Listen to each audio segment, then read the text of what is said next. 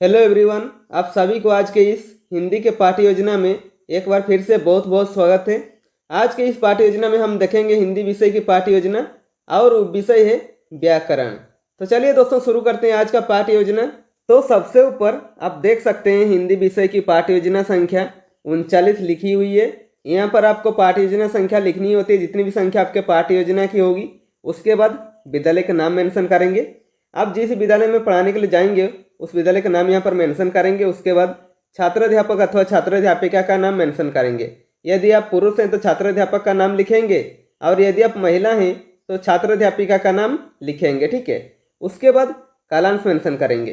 कालांश यानी कि पीरियड, आप जिस पीरियड में पढ़ाने के लिए जाएंगे उस पीरियड का यहाँ पर मेंशन करेंगे। उसके बाद है कक्षा, कक्षा है 6, विषय है हिंदी, प्रकरण है तो आज का प्रकरण है कारक, ठीक है। अवधि है 45 मिनट, किसी किसी विद्यालय में 35 मिनट या 40 मिनट भी होता है, तो आप अपने विद्यालय के हिसाब से देख लीजिएगा। उसके बाद दिनांक मेंशन करेंगे।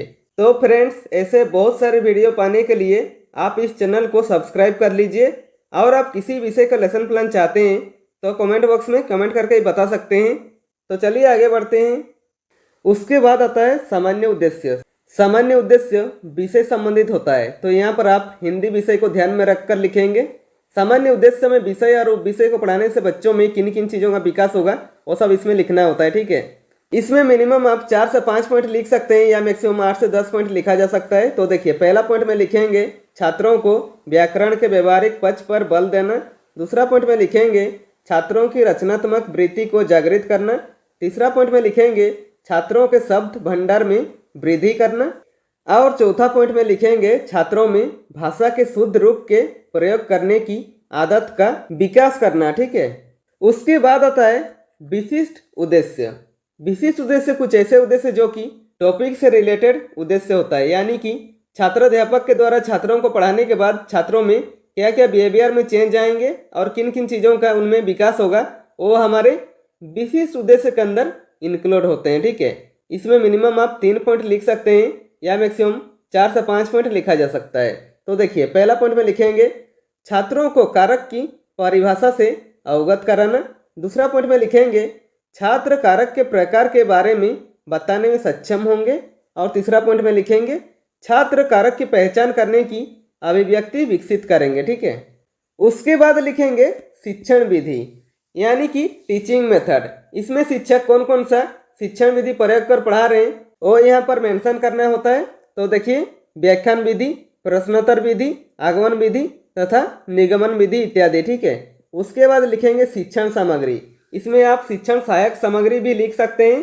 इनमें वो सभी सामग्री आते हैं जो शिक्षक पूरे कक्षा यानी पूरे 45 मिनट पढ़ाने के दौरान प्रयोग करता है, जैसे कि देखिए चौक, डस्टर, श्यामपर, संकेतक इत्यादि, ठीक है। उसके बाद लिखेंगे पूर्व ज्ञान। इसमें क्या लिखा हुआ है देखिए, छात्र कारक के बारे में सामान्य जानकारी रखते हैं, ठीक है। उसके बाद आता है प्रस्तावना। प्रस्तावना प्रश्न किसी पाठ्य योजना का इम्पोर्टेंट हेडिंग कहा जाता है, क्योंकि प्रस्तावना प्रश्न बनाने में सबसे ज़्यादा दिक्कतें आती है। तो प्रस्तावना प्रश्न का फॉर्मेट कैसे होता है देखते हैं। प्रस्तावना प्रश्न का फॉर्मेट 3 कॉलमों से बनता है। पहला कॉलम में लिखेंगे क्रम संख्या, दूसरा कॉलम में लिखेंगे छात्र अध्यापक क्रियाकलाप अथवा छात्र अध्यापिका क्रियाकलाप, और तीसरा कॉलम में लिखेंगे छात्र छात्रा क्रियाकलाप, ठीक है। इसमें मिनिमम आप 3 प्रश्न पूछकर प्रकरण निकाल सकते हैं या मैक्सिमम 5 से 6 प्रश्न पूछकर प्रकरण निकाल सकते हैं। इसमें सभी प्रश्न और उत्तर क्रमबद्ध रूप में होनी चाहिए, यानी कि छात्राध्यापक के प्रश्न करने पर जो छात्र छात्रा उत्तर देंगे उसी उत्तर से छात्राध्यापक पुनः प्रश्न करेंगे, ठीक है। तो देखिए, यहाँ पर आपको और अच्छे से समझ में आएगा। क्रम संख्या में 1 लिखेंगे। छात्राध्यापक पहला प्रश्न करते हैं, महाभारत युग में पांडवों का युद्ध किसके साथ हुआ था। तो छात्र छात्रा क्या उत्तर देंगे, उत्तर देंगे कौरवों के साथ, ठीक है। इसमें कौरवों के साथ में के स्थान पर आप अंडरलाइन कर देंगे, ठीक है। उसके बाद दूसरा प्रश्न करेंगे, कौरव किसके पुत्र थे। तो छात्र छात्रा क्या उत्तर देते हैं, उत्तर देते हैं धृतराष्ट्र के, ठीक है।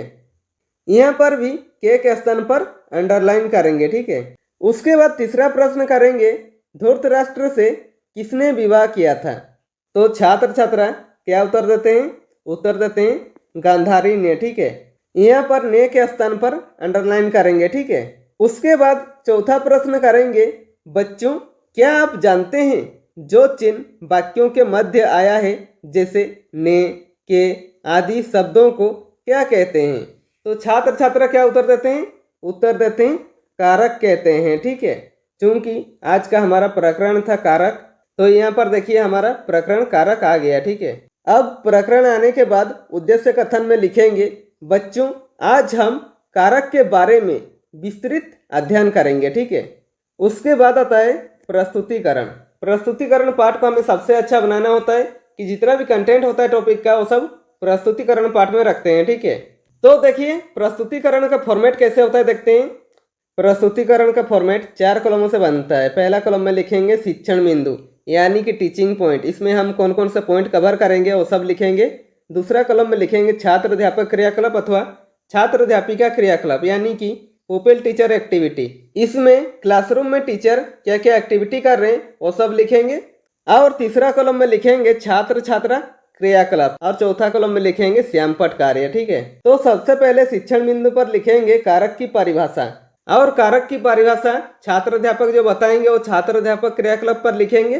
तो देखिए क्या बताते हैं, संज्ञा या सर्वनाम के जिस रूप से अन्य शब्दों के साथ उनका संबंध सूचित होता है उसे कारक कहते हैं। ठीक है, जैसे राम ने रोटी खाई, देखिए यहाँ पर ने शब्द दोनों वाक्यों के संबंध को स्थापित कर रही है। ठीक है, और छात्र छात्रा क्रियाकलाप पर लिखेंगे छात्र छात्रा ध्यानपूर्वक सुनेंगे और समझेंगे, और श्यामपट्ट कार्य पर छात्र अध्यापक जो पढ़ा रहे हैं उसे शॉर्ट में लिख दीजिएगा ताकि जो बच्चे ध्यान से सुनने रहे उन्हें भी अच्छे से समझ में आ जाए। ठीक है, तो लिखेंगे कारक की परिभाषा और इसमें लिखेंगे संज्ञा या सर्वनाम के जिस रूप से अन्य शब्दों के साथ उनका संबंध सूचित होता है उसे कारक कहते हैं, जैसे कि राम ने रोटी खाई। ठीक है, उसके बाद शिक्षण बिंदु पर लिखेंगे कारक के प्रकार। ठीक है, और इसके बारे में छात्र अध्यापक जो बताएंगे वो छात्र अध्यापक क्रियाकलाप पर लिखेंगे। तो देखिए लिखेंगे कारक मुख्यतः 8 प्रकार के होते हैं। ठीक है, एक तरफ लिखेंगे कारक का नाम और दूसरा तरफ लिखेंगे कारक चिन्ह। ठीक है, देखिए सबसे पहले कर्ता कारक, कर्ता कारक का कारक चिन्ह है ने। उसके बाद देखिए दूसरा है कर्म कारक, कर्म कारक का कारक चिन्ह है को। तीसरा है करण कारक, करण कारक का कारक चिन्ह है से। चौथा है संप्रदान कारक, संप्रदान कारक का कारक चिन्ह है को के लिए। उसके बाद पांचवा है अपादान कारक, अपादान कारक का कारक चिन्ह है से, अलगाव का बोध करता है। ठीक है, उसके बाद छठवां है संबंध कारक, संबंध कारक का कारक चिन्ह है का, की, के, ना, नी, ने, रा, री, रे इत्यादि। ठीक है, उसके बाद सातवां है अधिकारण कारक, अधिकारण कारक का कारक चिन्ह है में, पर इत्यादि। ठीक है, और आठवां है संबोधन कारक, इसका कारक चिन्ह है ओजी, अरे। और छात्र छात्रा क्रियाकलाप पर लिखेंगे छात्र छात्रा ध्यानपूर्वक सुनेंगे तथा अपनी उत्तर पुस्तिका में लिखेंगे। ठीक है, और कारक के प्रकार को आप चार्ट पेपर के माध्यम से या श्यामपट्ट कार्य पर कारक के 8 प्रकार को इस तरह आप डायग्राम बनाकर बच्चों को समझा सकते हैं। ठीक है, अब एक एक करके इन सबको डिस्कस करेंगे। ठीक है, सबसे पहले कर्ता कारक, कर्ता कारक का कारक चिन्ह है ने, और इसका परिभाषा है जिस शब्द से क्रिया को करने का पता चलता है, अर्थात वाक्य में जो शब्द काम करने वाले के अर्थ में आता है कर्ता कहलाता है। ठीक है, जैसे कि देखिए बालक लिखता है, दूसरा है श्याम ने दूध पिया। ठीक है, पहले वाला एग्जाम्पल में देखिए बालक लिखता है, इसमें लिखना शब्द जो है क्रिया है, इसमें देखिए क्रिया को करने का पता चलता है। ठीक है, कर्ता कारक।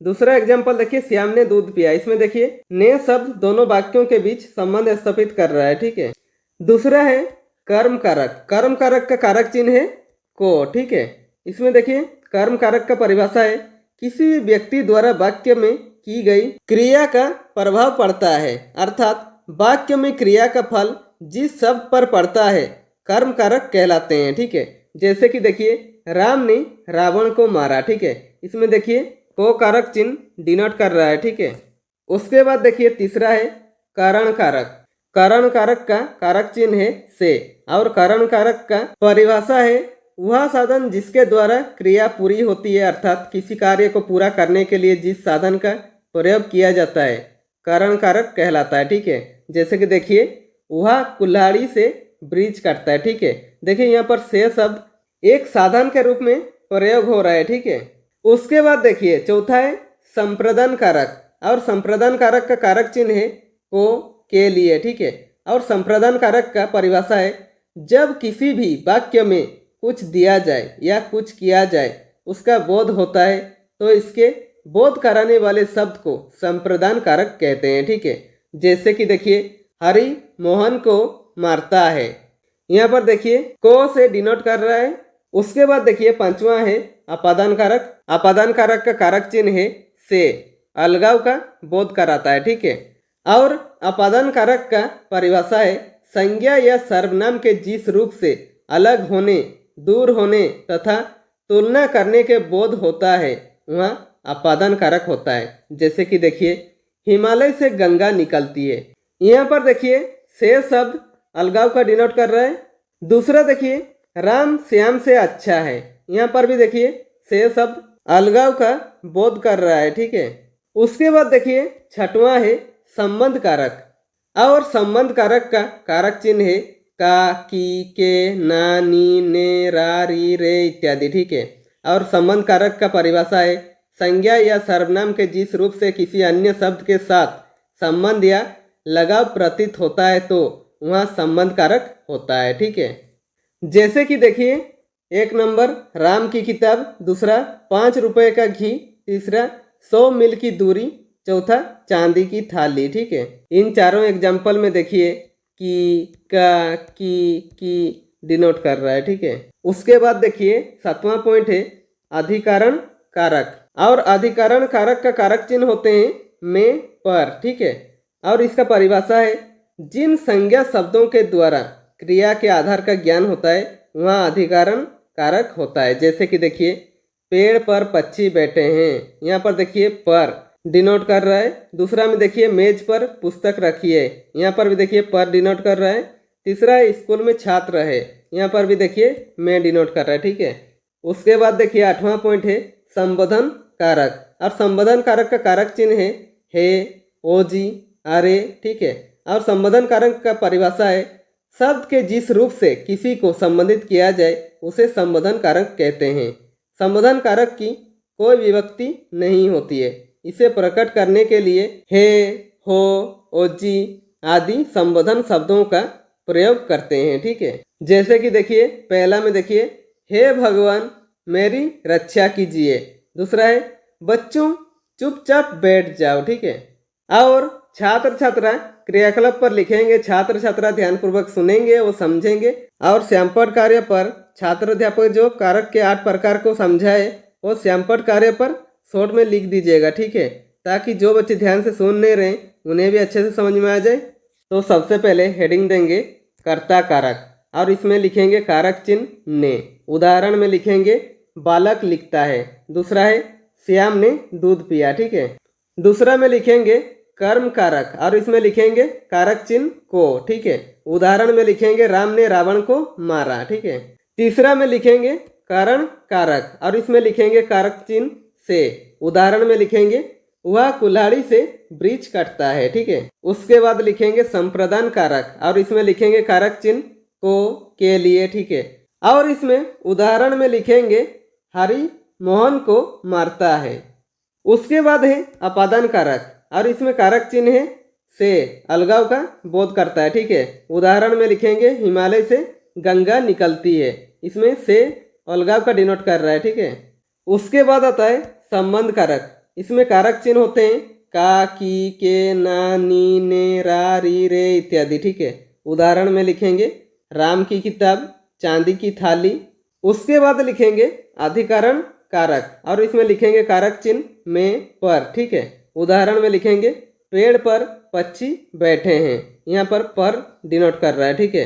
दूसरा है स्कूल में छात्र हैं, यहाँ पर मैं देखिए अधिकरण कारक को डिनोट कर रहा है, ठीक है। उसके बाद लिखेंगे संबोधन कारक और इसमें लिखेंगे कारक चिन्ह हे, ओजी, अरे।